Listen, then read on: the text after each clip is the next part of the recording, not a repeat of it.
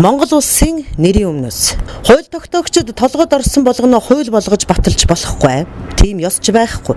Юун төлөө ёс ямбар төр төмбөр гэж хэлцдэг үлээ. Монгол төрийн гайхамшигт уламжлалыг эвдэж, элдв төрлийн бүлэг болон хувь хүмүүсийн сонирхлоор өөрсөддөө тааруулан хууль үйлдвэрлэх санаархал ихсэх хандлага ажиглагдах боллоо. Иргэдийн эрхийг дарж, намуудын ашиг сонирхлыг дээш нь нүргэж, аль болох удаан хугацаагаар байр суурь хадгалан төрийн бодлогыг хоёр намын бүлэг хүмүүсийн эрх ашигт нийцүүлэх гэж оролдож байна. Тийм учраас би хардаж байна. Үнэхээр ард түмнийхээ төлөө гэж төрийн сэнтед гарч ирсэн бол үүргээ гүйцэтгэх л ёстой. Аргаадахтаа бусад орны эрх зүйн онцлогийг харгалзаж, энэ нь ямар үр дүнд хүрч байсныг тооцож байж, өөрийн орондоо хэрэглэх хуулиа батлах ёстой. Хууль гэдэг өөрөө амьд учраас цаг үетэйг нийцэж шинчлэгдэж байх ёстой. Харин өнөөгийн хувийн шунал амбицтай бүлэглэлүүд төрөөр тоглож, хуулиарч тоглож байгаа нөхцөлд үндсэн хуульд гар хүрэх ёсгүй, хүрэх эрхч байхгүй. Учир нь тэд Монгол улсын төрд бус хувийн эрх ашигтай нийцүүлэн улс гүрнээр минь тоглож магадгүй юм шүү. Үнэхээр үндсэн хуульд гар хүрэх гээд улаарад байгаа юм бол ямар ч байсан ард түмнээсээ асуух хэрэгтэй. Цөөн хідэн олигарх нөхдийн мэдэх асуудал энэ огт биш. Бүгд найрамдах Монгол ард улсын ардын хурлын депутатуудын 12 дахь аймаг, хот, сум, хороо, арион, орон нутгийн хотын ардын хурлын депутатуудын 16 дахь удаагийн сонгуулийг 1990 оны 7 дугаар сарын 29-ний ням гарагт явуулсан байна. Тодорхойлбол энэ өдөр монголчууд ардын хурлын 430 депутат болон улсын баг хурлын 53 гишүүнийг сонгох анхны чөлөөт ардчилсан сонгуульд оролцож байжээ. Энэ сонгуулийг анхны ардчилсан сонгуул гэж албан ёсоор нэрлэдэгч чухамдаа ард түмэн төр барих сонголтыг гартаа авсан хувьсгалын үе байсан юм а. Энэ цаг үед Монгол улсын төрд шургалан тоглолт хийж байгаа нөхдүүдээс Монгол улсын нэрийн өмнөөс асууя.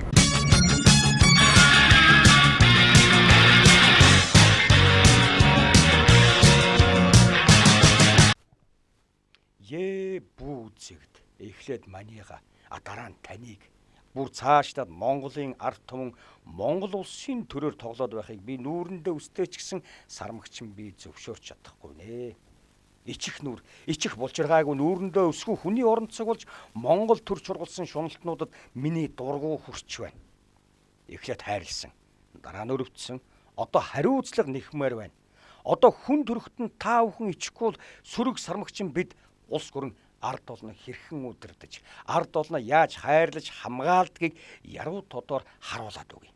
Сармагчин би хөрөнгө мөнгө элдв эд хөрөнгөнд шунахгүй, авилга авахгүй, өгөхгүй, хэн нэгний улыг шагаач бүксийн долоохгүй, хоёр битгий хэл 3-4 нүр гаргахгүй, хоош урагшаа ховд зөөхгүй.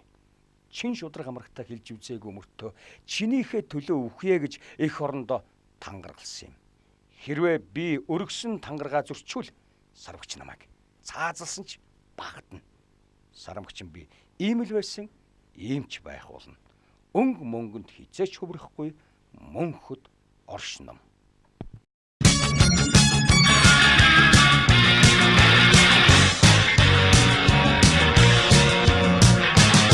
Монгол хүнээ нэг бүрчлэн даатхан хамгаалж, тэдний төлөө үйлчлэхээр тангараг өргөж, өндөр төрийн сэнтээ заларсан хүмүүс өнөөдөр үүргээ гүйцэтгэж чадахгүй юм бол эртхэн шиг уучлалтгүйж ажил хийж чадах хүнд өгөх хэрэгтэй байна. Тэрнээс биш Монгол төр цөөн хідэн бүлэглэлийг тэжээж байдаг газар бишээ. Хэн нэгэн л уурчныхын толгойг илээд сууж байх цаг чалга. Үнэхээр суралцъя, туршлага судлаа гэвэл агуу их өвөг дээдэс Чингисийн Монгол төрийн уламжлал байна. Бид битгийх л Америк гүрэн цаашлаад бусад улс орнууд суралцаж үлгэр дуурайл авахаар эрэл сурал болсоор байна.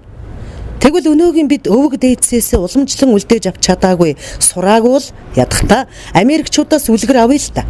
Америкийн 200 гаруй жилийн түүхтэй ардчилтай харьцуулахад 25хан настай Монголын ардчил бяцхан хөвгчгөл байгаа нь үнэн. Бид 1992 онд шинэ үндсэн хуулиа баталж байсан бол тэд 1787 онд баталсан үндсэн хуулиа өнөө хүртэл бүрэн шинжилэлгүй цаг үеийн засваруудл хийгээд хэрэглэсээр л байна. Парламентд ёс төлөвшч гсэн холбооны бүгд найрамдах Герман улс, хууль эрх зүйн нэг том загвар болох Их Британи, эсвэл Франц, Япон гэд дэлхийн хүчирхэг гүрнүүд хуулийн ямар засаглалдор амьдарч байна вэ? Тэд бол бэлэн сурах бичиг юм шүү дээ. Дугуйг шинээр зохиох шаардлагагүй. Өөртөө тохируулаад сайн хулбарлахад болно гэдэг үстэй. Үүн шиг л хууль эрх зүйн шинжилтэж, шин юм зохиох гээд толгоогоо гашилгаж, түүнийг ард түмэн дээрээ шууд турших нь өрөөсгөл юм. Өнөөгийн биднээс хойч үе хариуцлага нэх цаг ирнэ. Монгол улсын нэрийн өмнөөс хариуцлага тооцох өдөр ч ирнэ.